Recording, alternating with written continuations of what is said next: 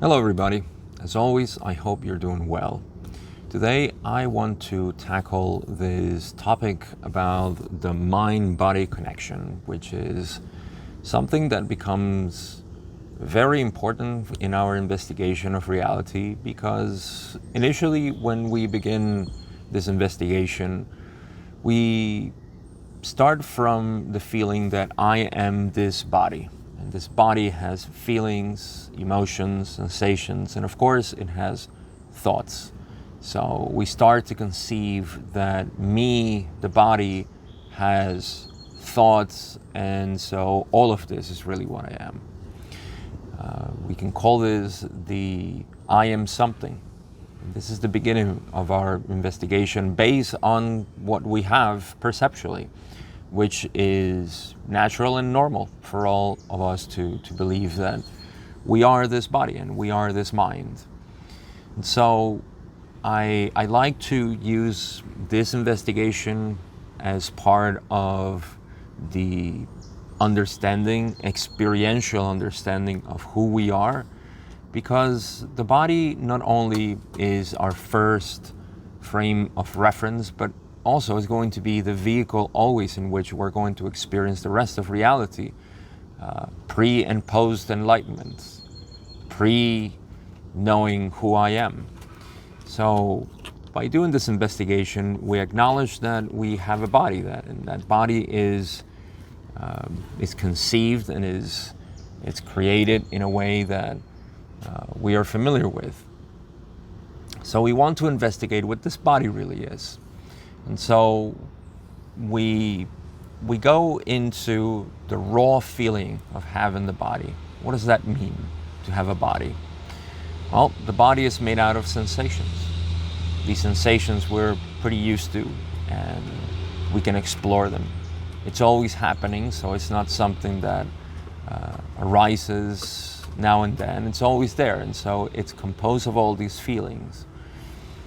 And I want to share an anecdote of what happened to me in one of these meditations.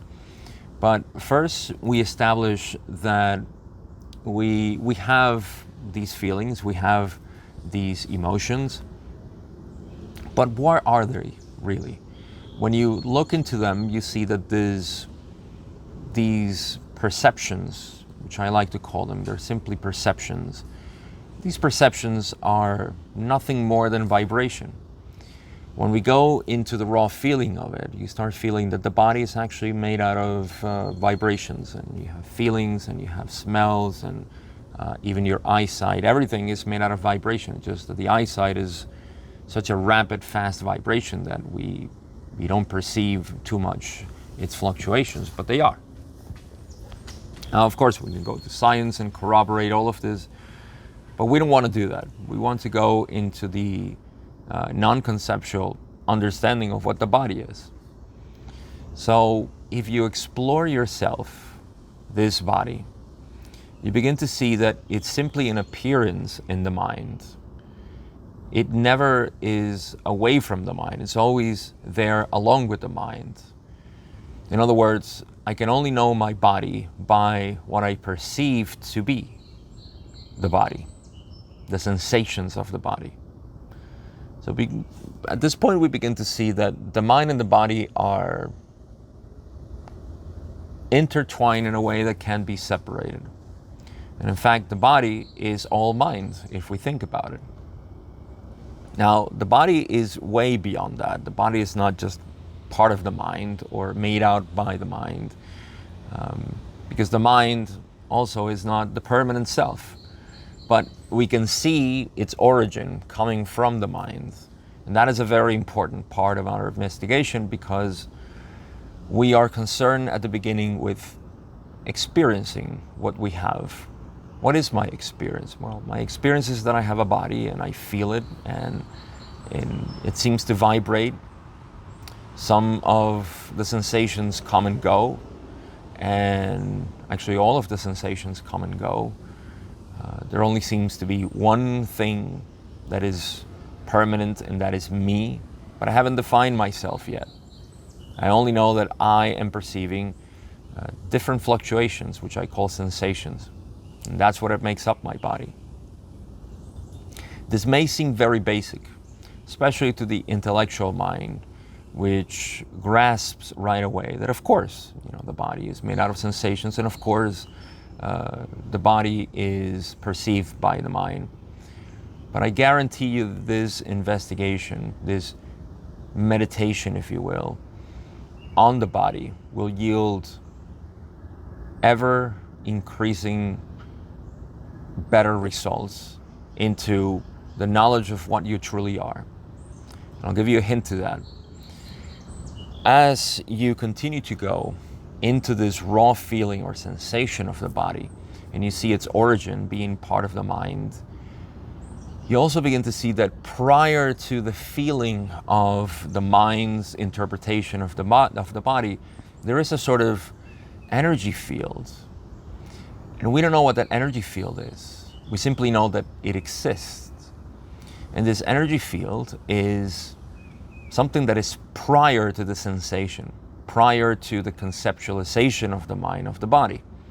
In other words, seems to be a sort of layer in between the perceived body, mind body, and also it comes after your consciousness. So, and we know that because obviously you are conscious of this energy field. It's an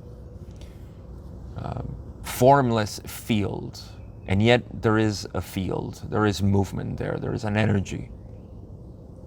And so you get closer and closer to this energy field, and you begin to see that the body simply owes its existence to some formless field that when it goes through the filter of the mind, it is perceived as form. See, the mind gives form to this field. So getting in touch with this field, acknowledging the existence of this field, that is the part of any meditation that you can do on the body that is worth knowing, because it goes beyond the body and the mind as we normally conceive it. You begin to see its source, its origin. What is filtered out as the body initially is just this formless field. And you can do this. You can go into any sensation of the body if you just simply meditate on it. And you see that prior to this arising of the sensation, there is something, there is the substance that is present, that is always there, and that is awaiting, as it were, to be filtered by the mind, to become this form, this sensation, this feeling of what the body is.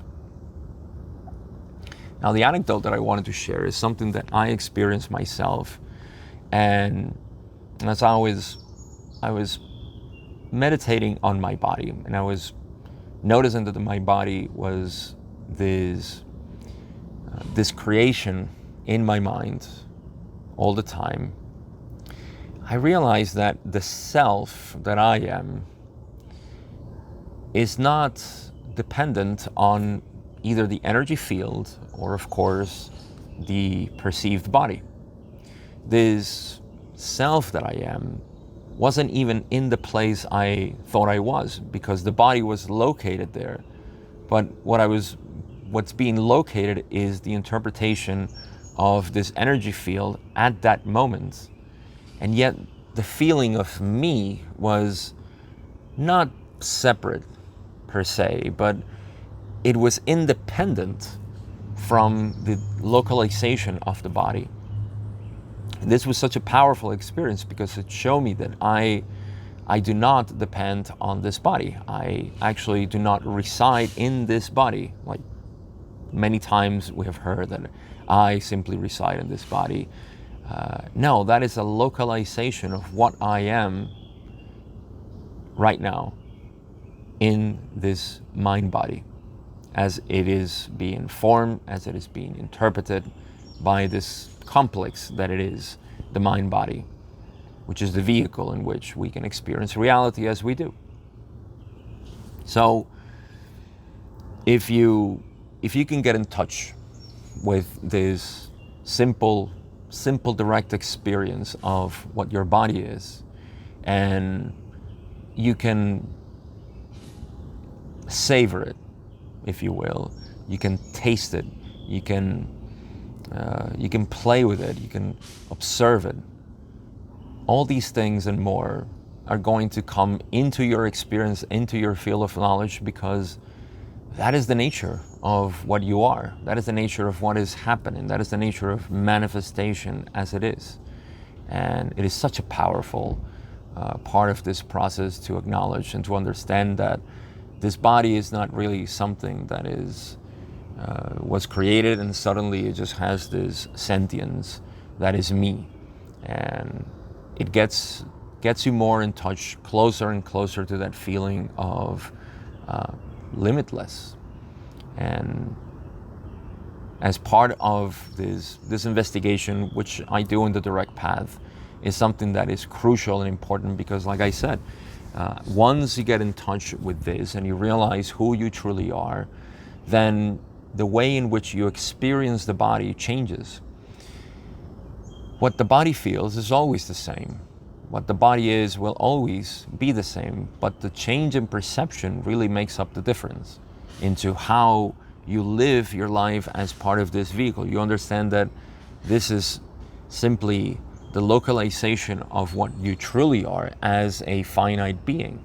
And that has glorious implications, because it allows you to have this life, this interaction with life. And the joy that comes out of this is tremendous. So it doesn't matter how you approach this investigation of who you are. You can use the body. As I explain here, you always arrive at the same conclusion if you study it long enough. You may not have to study it long enough to realize it, but as usual, you have to find its implication. You have to see what it really means for you and accept that that's what you are.